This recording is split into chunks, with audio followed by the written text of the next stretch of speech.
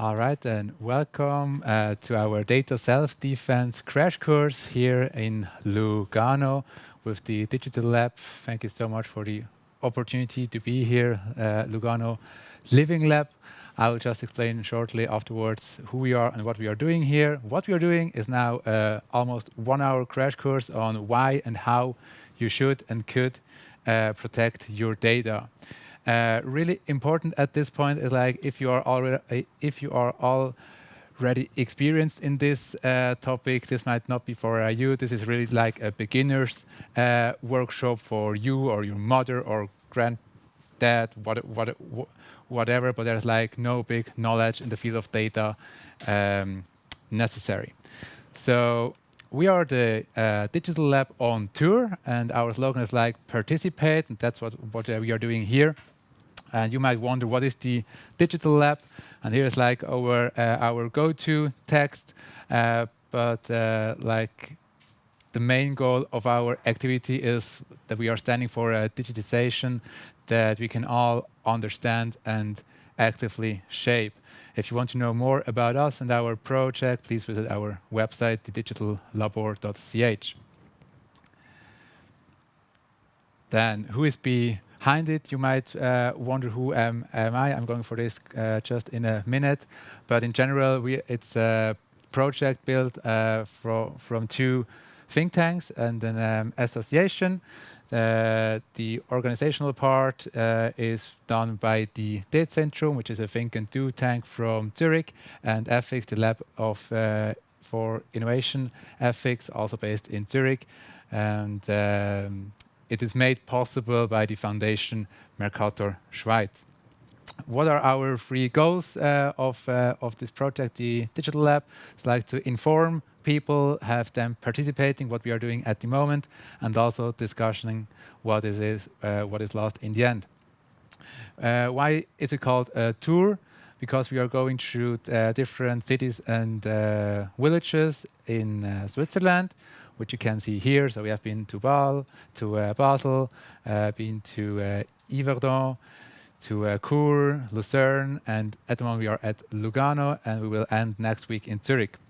So just brief about me. My name is David. I'm an innovation ethicist at Ethics. I have an economics background, and I'm studying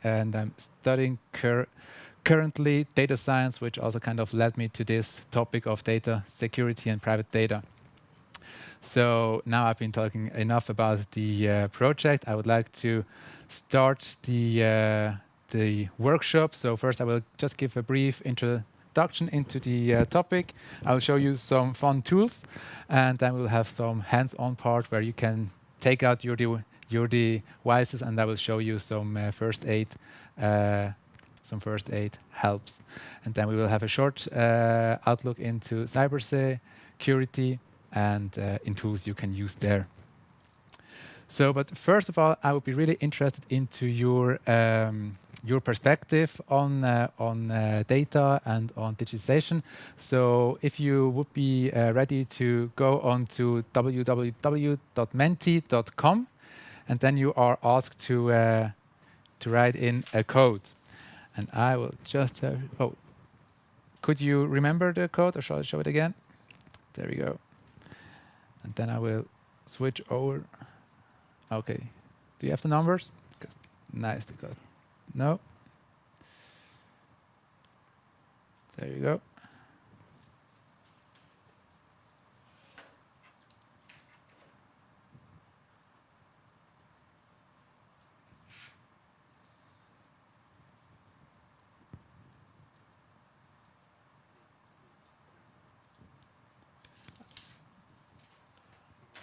I will show it to you later once again, but let's now start this. Did something pop up on your screen now?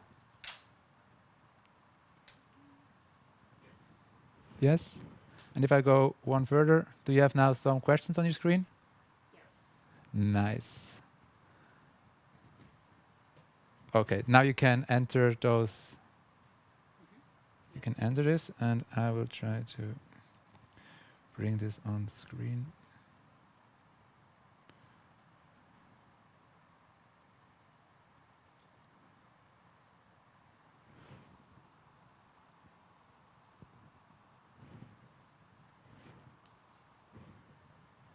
Okay, you cannot see it, but I can see it, and I can tell you. Um, yes, it's like 539842222. Okay.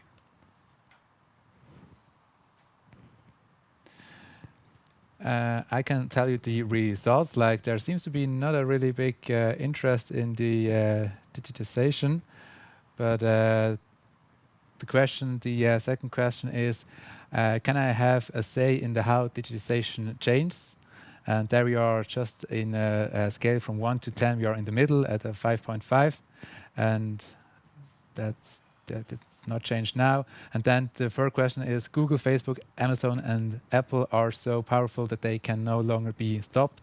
There seems to be some agreement because the average score is almost 7 on a scale out of 10. So it seems that people agree, kind of. Then the second question would be, how do you rate your knowledge in data security? And the possible answers are cookies, they are tasty, or I'm a data security expert. And there is, it seems we have some room for improvement. And here we have a word cloud. What do you think when you hear digitization or digital? And the words that are coming up there the most are like opportunities, innovation, network, online for sure, mobile, social, yeah. So innovation seems to be the biggest word, which has then also been mentioned the most.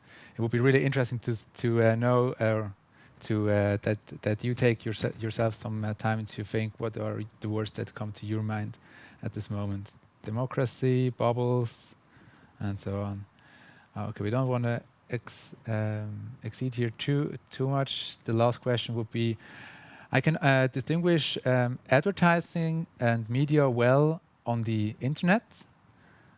There we have some big agreement in the plenum, and I'm aware of the impact of my online activity and on my own privacy. There we are not so sure. There we are on a 6 on a scale from 0 to 10. And I know when I'm a customer and when I am a product in the internet.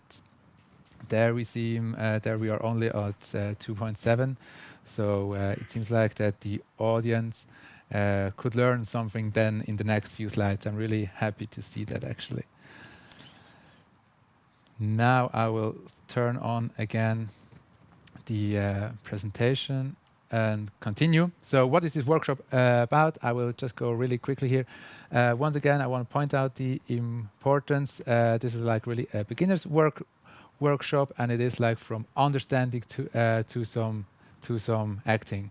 So if you have any questions, please just ask them. I will try to explain it then more easily.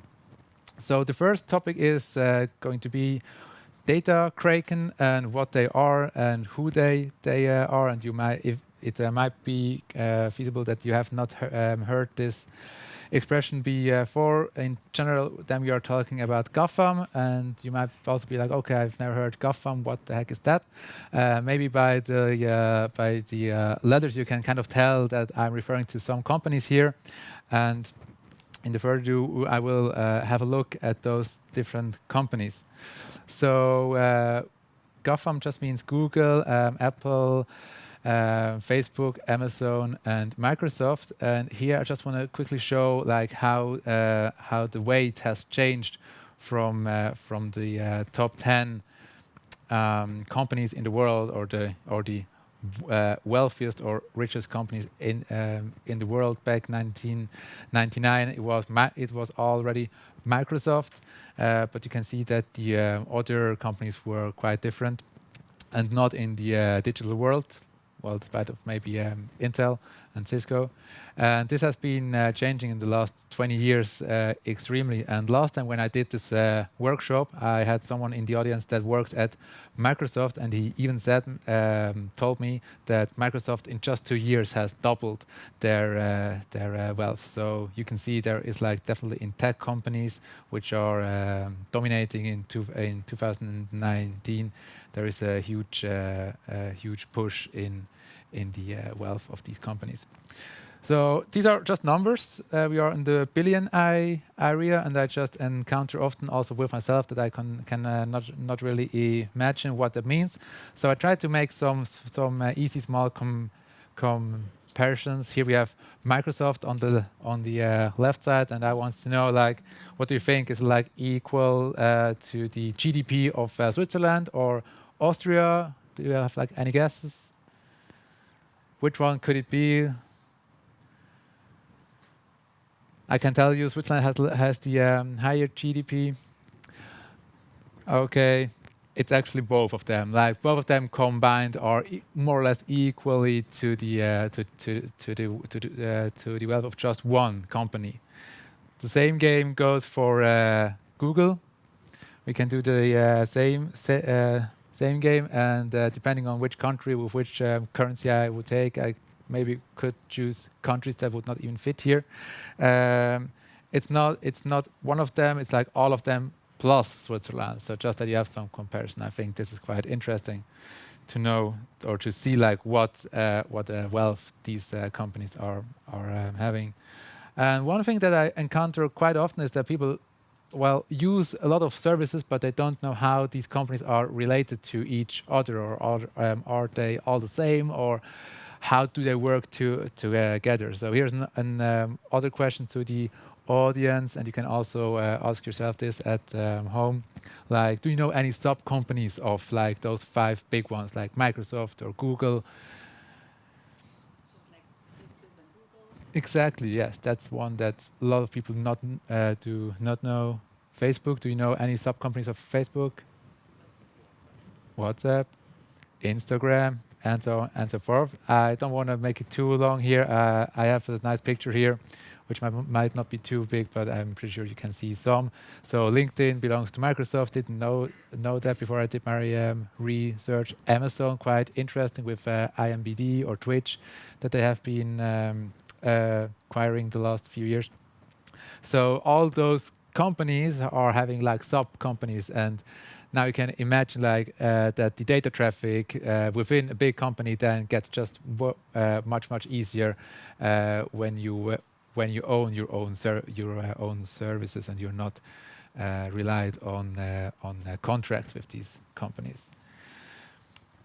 So I want to dig in a second into the logic of the free internet, and claim that it's quite popular, but I still want to bring it here. It's like if something is free in the internet, you might be the product. I want to kind of a little bit softening this quote. And you might now ask, well, how and why?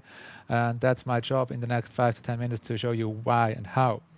There are business models behind every software or service that you are using in the internet. And one of the easiest one for me is definitely Facebook and Instagram, because I could imagine that some of you at least are using one of these services. And yeah, okay, it's just advertisements, you could say. But do we really know how this works, this whole advertisement behind this? We all know those sponsored content. We all know the Google Ads, where like you can give some money to Google that your page that your website is on the upper hand. Or then we have also these Instagram paid feeds. Funny enough here is that like Instagram, when it was launched a few years ago, you had like sponsored content every 10th image that you got in your feed. Nowadays, it's like between every 3rd and 4th. So just to kind of see like every 4th picture that you're looking at on Instagram is actually an ad. So. But this is just like the front end marketing tool that you see, and the question is like, how do they know what to show you? And actually, that's their business model. This is just the thing that you see, but like the whole algorithmic stuff that is behind this, that's the actually business model that they have. And I'm not sure if you have seen the movie The Social Dilemma. I'm just showing you now two slides on this movie, which is about how these companies are trying to get you as transparent as possible, that they know what is what are the things that you like the most. And in the movie, they tried to show an algorithm in a persona, and this is kind of the way how an algorithm could see you like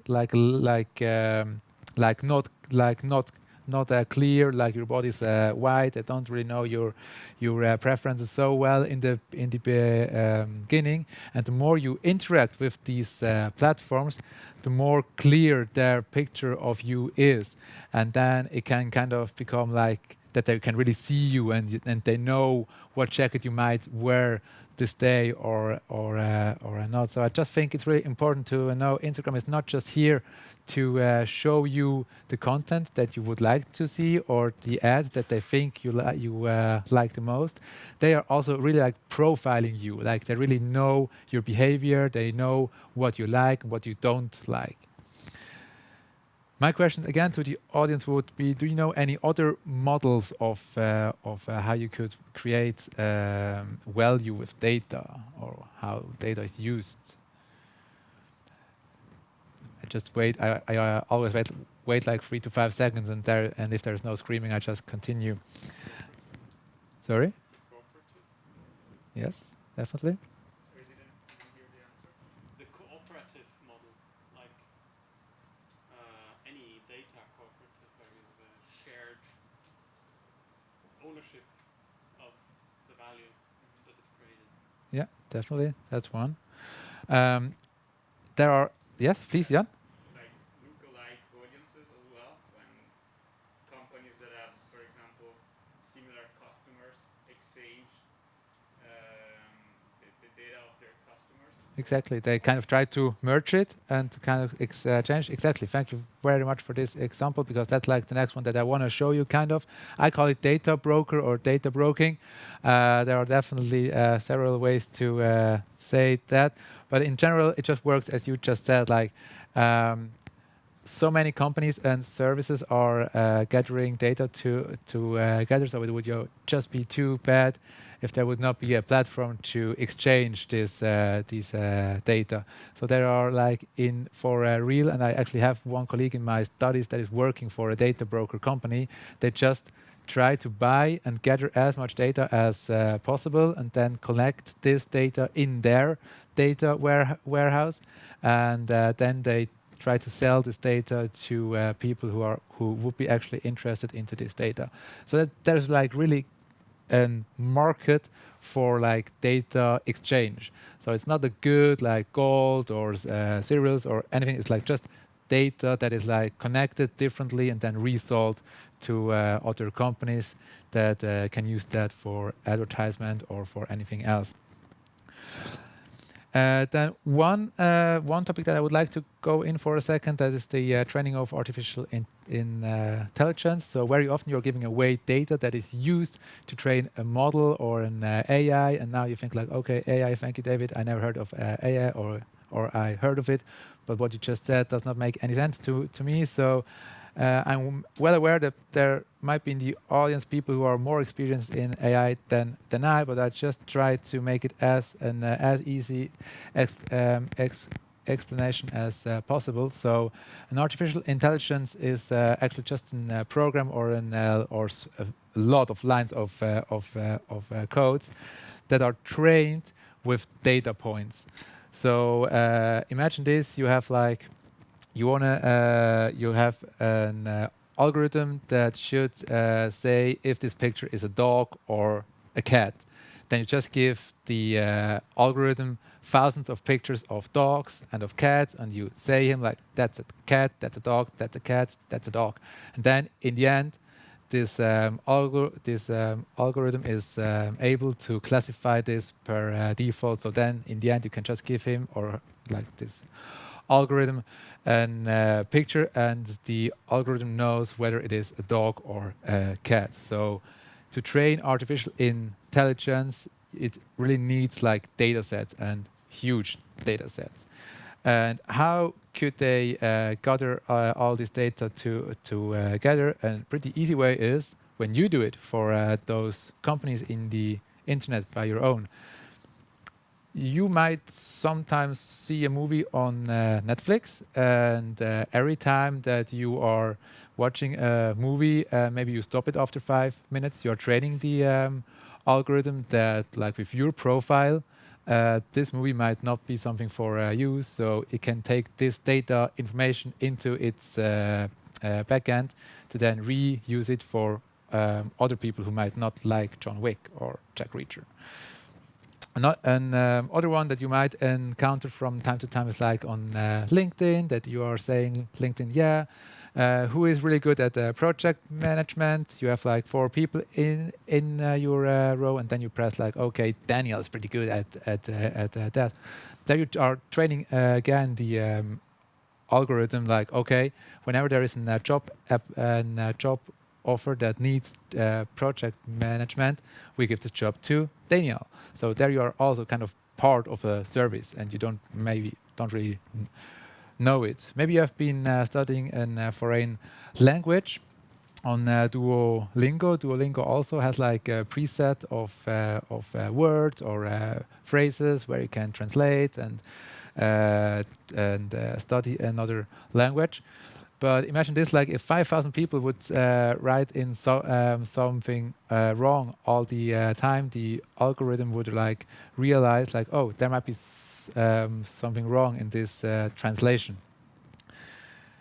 Another one that I did not know for a long time is like, do you know all these like traffic lights that you always have to say? You're just training there actually a vision recognition algorithm. Every time you say like, okay, that's a dog, that's a traffic light, the algorithm gets like better and better the more people say like, okay, that's really a bus and that's not a car.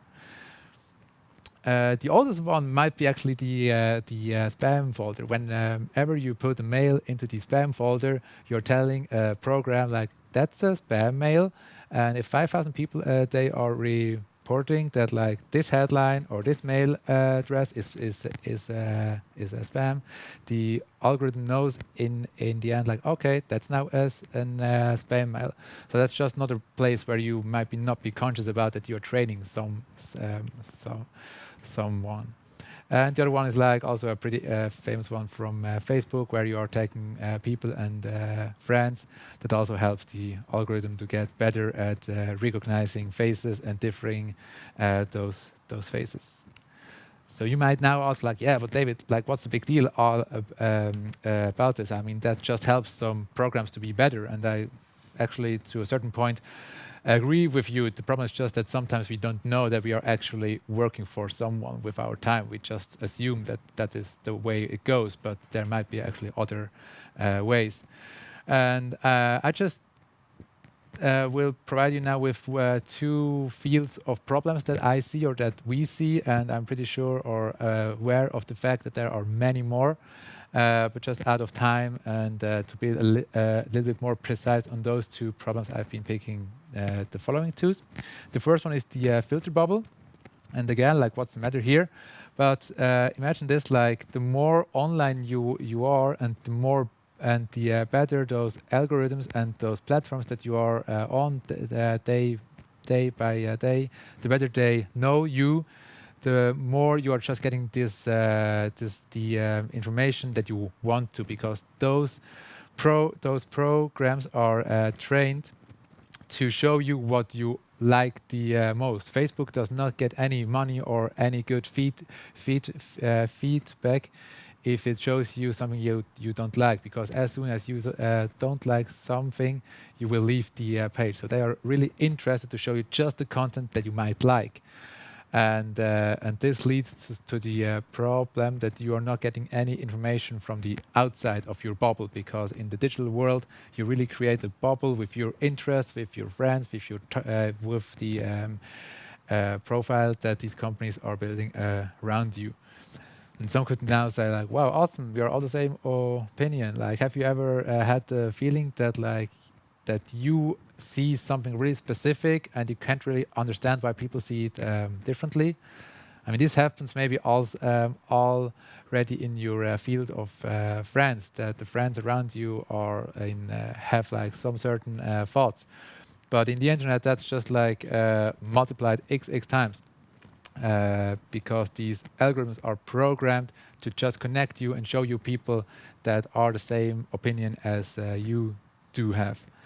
And this could actually lead to a division of this society, because imagine like that just the blue people are having the same ideas and the red ones, but through this algorithmic programming they will never have the chance, or will never by accident be on the same platform together. They don't see each other in their news feed. They don't actually see the same news feed as the other one. So imagine like how different the world perspectives can be if you are just always in your bubble that those software companies are creating for you.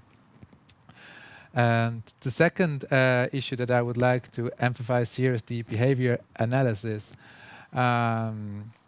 I mean, there is a really thin difference in my point of view between getting personalized ad.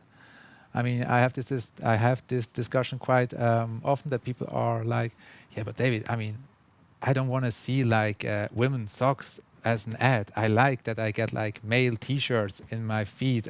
When I get ad, I want to have some ad that I can actually use.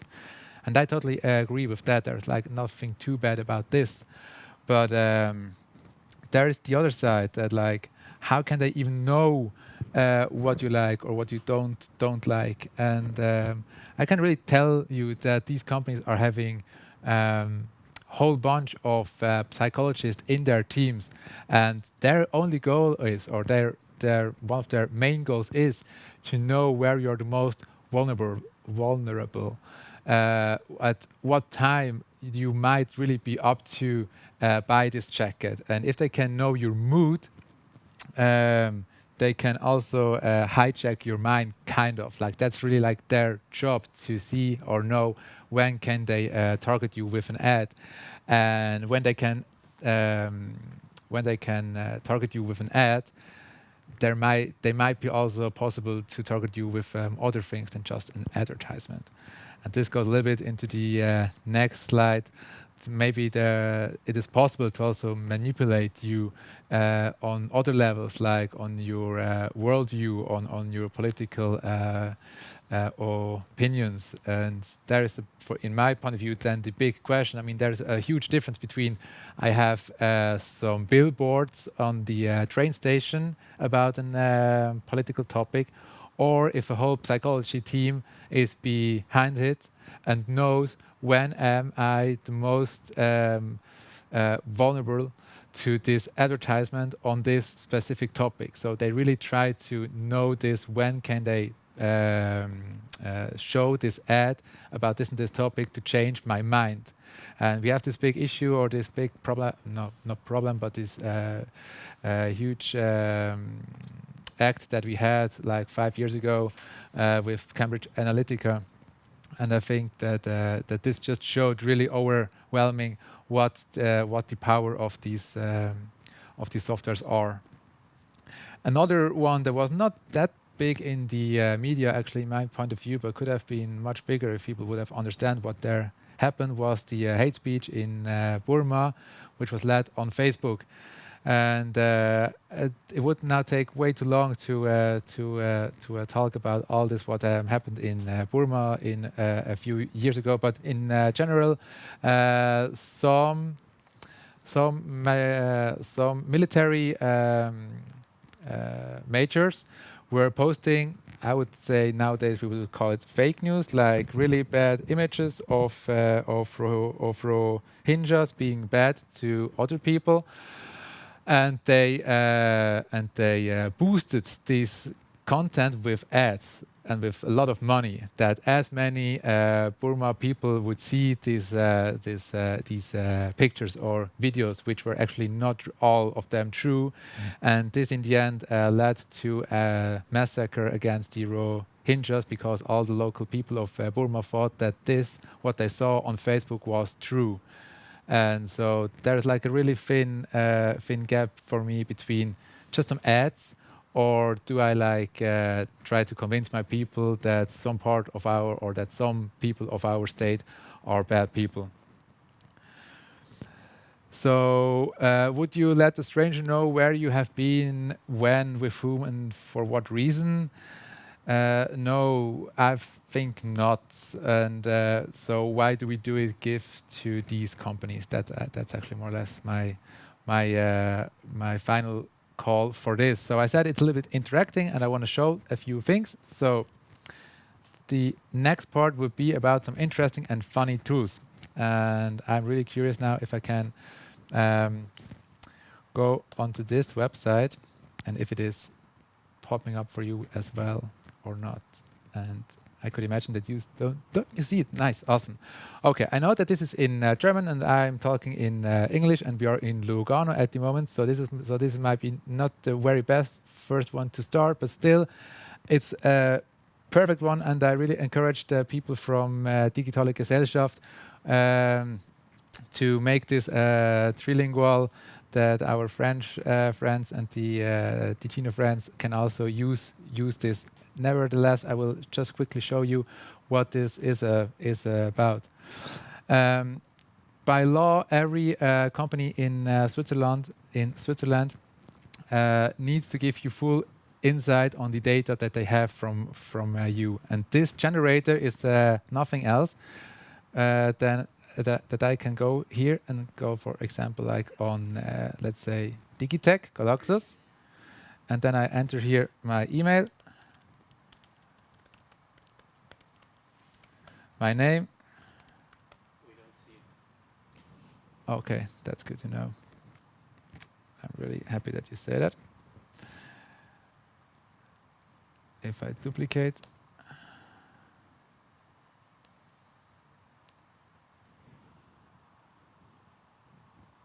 this does not seem to work either. I try another one. Only second screen.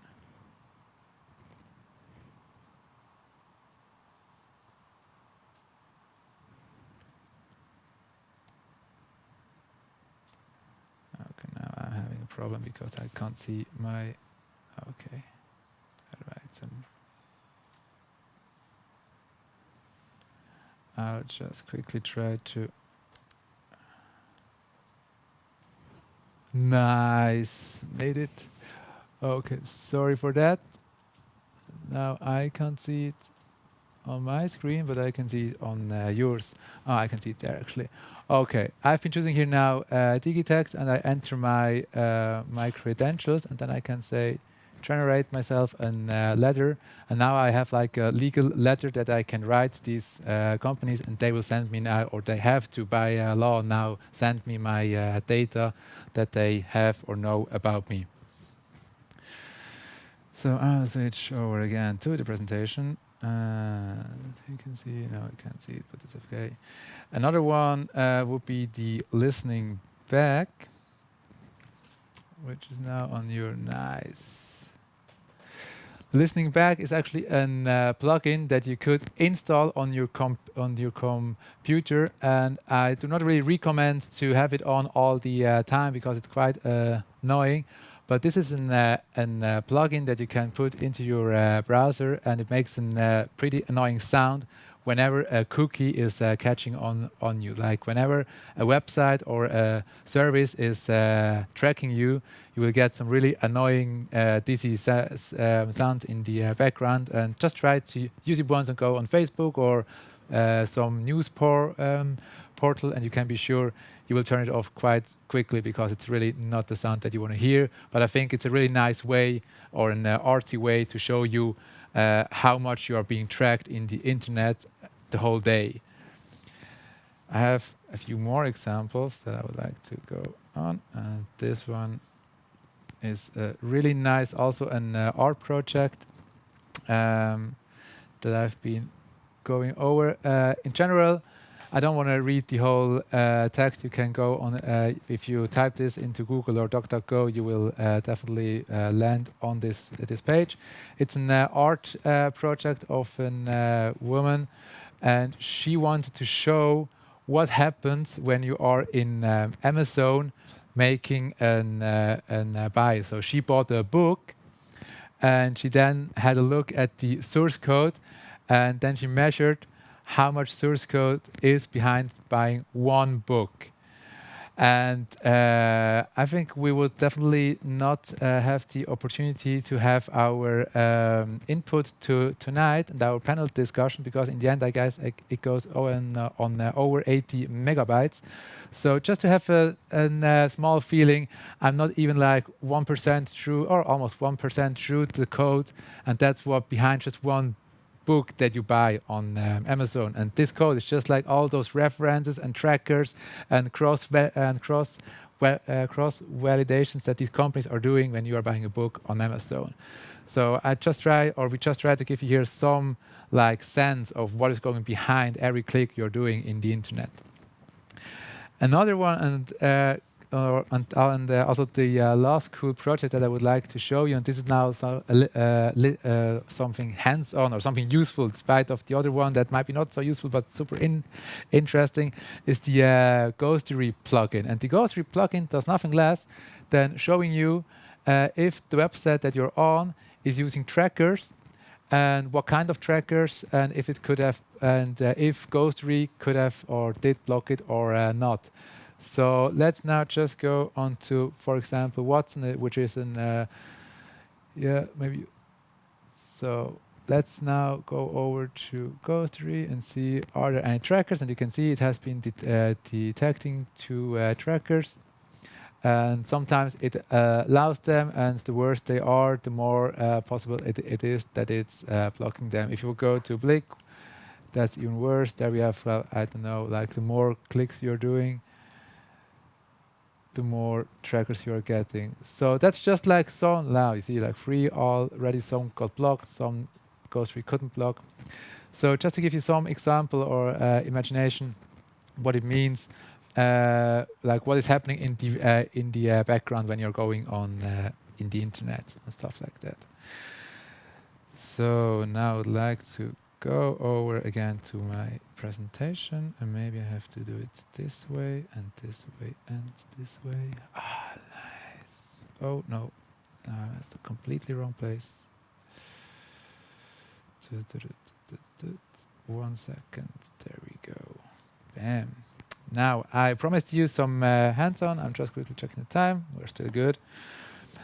I promised you that you can do some more data privacy on your phones. So I would really like to encourage you to take out your phones. That's something that you will not hear too often in a live audience. And I would like to give you a handle on your data. So one really nice experiment that I like to do is always estimate the number of apps that you're having on your smartphone.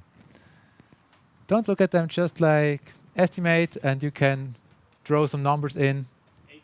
80? Okay. How many do you? 30? Okay, nice. Jan, how many do you think you have? 20. 20, nice. Well, then just let's have a look at it. It's pretty easy to calculate, actually. You can just like count the numbers that you have in row. If you have an Android, it's also really easy. If you go on settings, you almost fall over them. If you go to apps and notifications, it shows you immediately how many apps do you have. If you have an iPhone, it might be a little bit more difficult. Maybe you have to also. More than 20. I can imagine. Around 96. 96? Wow, wow, you're good. No, no worries. I can tell my number, and I'm really embarrassed about it. Yeah, on the iOS, it seems different. Anyhow, maybe just like take your time at home and do it and do this once for yourself. I have to admit that I'm having 139 apps on my mobile phone, and I don't really know why actually. And the thing here is like, or the question is like, do you really need them all? Because as you have now seen in the art part before, every app or every software is tracking you somehow. Especially if you're not aware how you could restrict it from taking your data. And one that I would like to highlight is like the location. Like, have you ever thought of that maybe not every app always needs to know where you are? I mean, for sure it's convenient if you have it all the time on and you check your weather app and it just shows you, yeah, now you are in Locarno or Lugano, and it shows you the exact weather there. But I mean, this app tracks you all the time. So do you really need it? Is that important? So I would really like to have you go onto your phone and going into settings. Especially for the Android, it's pretty easy going to apps and notifications. And on the iOS, it's even easier. You can go onto the location permission, and then you can see all the apps that are using your location all the time or not. And maybe you will be surprised on some apps they are using your location. You ask like yourself, why do they need this? Like, so maybe just pause here for a second at home and save this for later and go through all those permissions and through all the apps and ask yourself like, do I really need this or actually not? So level 2 would be the change of your identity. So I have a little analogy for this. Like if I enter into a coffee, or would you go into there and say like, "Hey, it's me, David. Hey, guys." But you don't know all the people that are at Starbucks. I hope at least not. So, but what you're actually doing when you enter with your phone and you're not aware of how your device is named, that's actually just exactly what you're doing, because your phone is usually set by default to your name. So my Fairphone at the beginning was named like Dave's Fairphone, and yours might be named actually the same. So here I have a short overview how you could actually change this, because it does not really make sense that every device in a room knows who you are. Because for an hacker, for instance, it's pretty easy, or it's easier to get your credentials or to try to get into your system when it knows what's your name and so on. So maybe change it to unknown, or to unknown network or something else. So this is just something that you can do immediately. Actually, you see for the Android, you have to change the Wi-Fi and the Bluetooth. And for the iPhone, you can actually just change the name of the iPhone, which is quite convenient, I would say.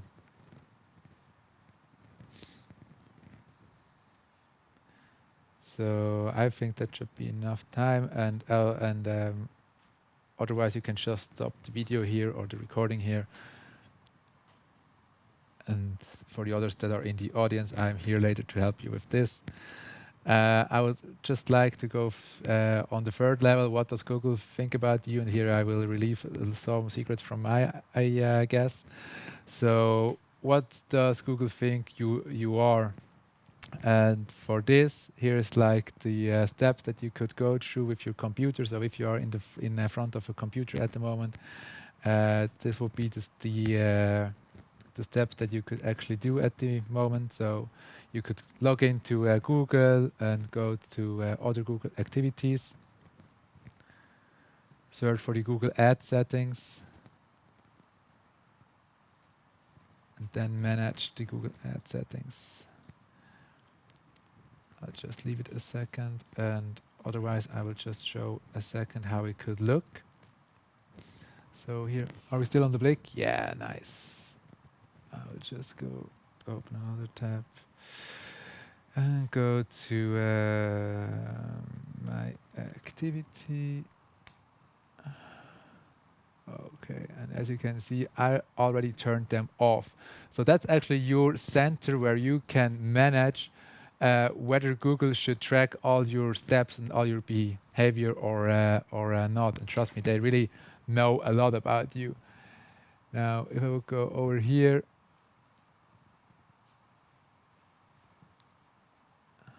yeah, that's a place where I can turn it on and off. And apparently, if I go down here, you can see before I turn it off, you can see how many activities Google was day by day collecting from me, like my whole behavior on Spotify, my behavior on the internet. So Google was more or less tracking every video that I watched for how long, and so on and so on.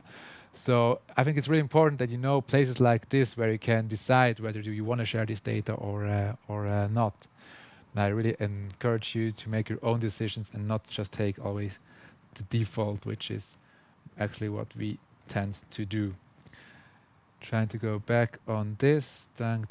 We have been here. Yeah, you can scroll down down as much as you want, and you will be really maybe a little bit embarrassed on how much Google knows about you and what your interests are. If you want to know more, there is I did not gather all this by my own. I had some help from external websites and other think tanks. And one I would like to point out here is like the data detox kit. If you give this in DuckDuckGo or Google, you will end up on their page, and they have like an extended version of what I just showed you, with also other topics, how you could save your data from being collected by the big krakens. I promised you also a little cybersecurity basics 101, and I'm also aware that in this room again I have people that they know more than me, and that's also nice. And I'm also super happy if someone wants to contribute something and help me out with something that I say. I'm just enthusiastic about these topics, and I just think it's really important to share all the knowledge that you have and to create communities. So I just try to give my knowledge to others, and I'm also happy to receive other knowledge back in the end. And one topic that I would like to dig a little bit in is the phishing thing, because that's quite current. Actually, also in the media, and happened a few times in the past weeks. So what is phishing? I think this image here shows it quite good. It's like trying from another computer to get onto your computer and get information. And it's not about the pictures from your last vacations that they are really eager to. It's like more your password, your login data, or your bank account data actually. So how does phishing work?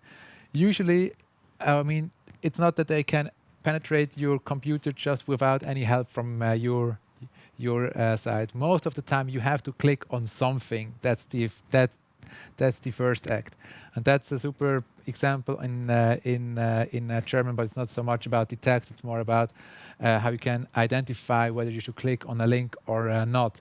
And one thing that I would really like to point out here: if an email address is not familiar to you, and you receive a message like, "Hey, click here to win $1 billion," or "click here to make contact," and you feel like, "I have never heard of Josh. Why does Josh now write me an email and want to get a contact with me?" Please just don't press on this button, because this is usually the link to a website, which then is the gate for the hacker to penetrate your system. Another nice one, it's getting better and better. Amazon. It seems like that this is pretty well done, but this is also a phishing mail that you received. So always ask yourself, if you are receiving a mail even from a sophisticated provider like Amazon, do you expect an email from Amazon or don't you? I had this actually in my flat. I had this example from DHL where my friend got an email that her package is ready to pick up at the post office. she was like, "Hey, David, I'm not awaiting any package. What is this mail about?" And in the end, we could see that were some misspellings in it, and then we could figure out that that was a phishing mail as well. So you see, this is also a phishing mail, and I think it's so well done that it's hard to distinguish between spam, phishing mails, and just normal mails. That's one from the Swiss Post where someone did a nice template on the Swiss Post. And if you would like click on this link, you would also open the gate for a hacker to penetrate your system. And also never, ever give your credentials into somewhere on a link that is after like such a link. And I think that this is something that many people don't really know, and they just think like the internet is safe. And if Swiss Post is sending me a mail, that's safe for sure. But it's so easy for them to kind of make these things up. So I just created a short list on what can you do about it. Always ask yourself, am I waiting a mail from this server? Is the email address correct? Also, like, are there many misspellings? I mean, if the sentence is like not making any sense, maybe they just had a really poor translator app somewhere from their country where they were trying to hack you. And also ask yourself, if they ask you for some data, do they really need this data? So these are kind of the main takeaways that I would like you to have from here. And if you are interested in whether your email address is safe or not, I have another interesting website here for you. Let me just... Yes, we are on the page. Nice. Have I been pawned? Which just means is like your email address already in an data breach involved, where they tried to brute force into your system via your email address. And if I go onto my work account, I really hope that it does show good news, no pawnage found. So this email address is by now not in an data hacker database. But if I take my very first email address that I ever created at the age of 11 or something, just no misspellings, msn.com, bam. You can see that this email address got pawned already a few times, so this email address already got actually hacked and is not usable anymore, because whenever I log in somewhere with this, the chances are pretty high that this login is hacked in the end. So now I try to redo it here. Bam, bam, bam. Oh no, oh no, no, no, no.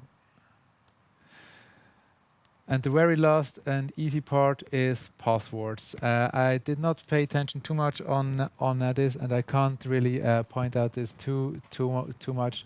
Don't use the name of your children and make it like 123 in the end as a password, even though it might be some nice move from you to acknowledge the love to your children, but it doesn't really help you if you're getting hacked because of this, because that's something really easy for a hacker to find out. Try to make it as safe as possible, and also try to use one of these apps. They can also be a plugin on your web browser where they store the passwords for you. You can use this on your laptop and on your phone, and those passwords are always synced. So you don't really have to write them down anymore in a super not safe Word document or something else. So try to get a handle also on your passwords with one of these apps. They are for free and can really prevent you from being hacked in the end. I know I covered really a lot in this almost or over an hour, and I hope I did not raise more questions than actually answers in the end. As you can see, it's like a really huge box. All our digital tracks that we are leaving, and our behavior in the end. But I hope you could take a few things with you at this point. And maybe if you would do me the favor and go again on menti.com and enter this time this. Now I know how I can actually show you the results. So maybe you just go first on this page. Maybe you can raise the hand if you are on it, and then I will switch. Okay, you're ready. You're ready. Yeah. Okay, perfect. Now I will try to switch over to this, that you can see the answers. You can already start answering it. There is a problem. No. Okay, then you have to wait a second to me or for me. Da-da-da-da. Because I have to start presenting here. Oh no.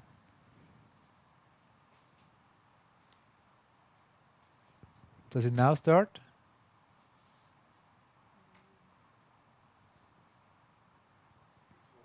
It works? I have the questions here.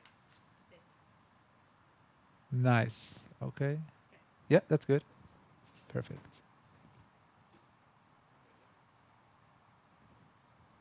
Yeah, we're in. Okay, you did it. This is what I can see. And you can... why is there not working? Okay, now it starts to work. Nice. You can see now the results? Yeah, nice. As you can imagine, that's just like kind of for me to see whether we had some impact with this presentation or not. I can see 2 people answered it, 3 people. Since you're 4 in the room, there might be another answer. Otherwise, I will go to the next one. Now another one should pop up on your screen. Okay, I see some improvement there actually before. Okay, we go down again. We go up again. Okay, I think before we were like definitely under 6, so we did some improvement here. And here you can just like actually kind of rate the workshop.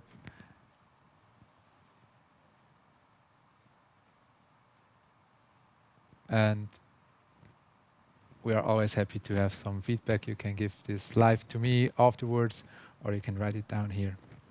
So with this, I would like to end this session, and happy to some discussions afterwards.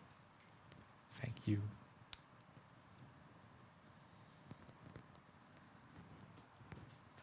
Thank you. Thank you. Thanks to you.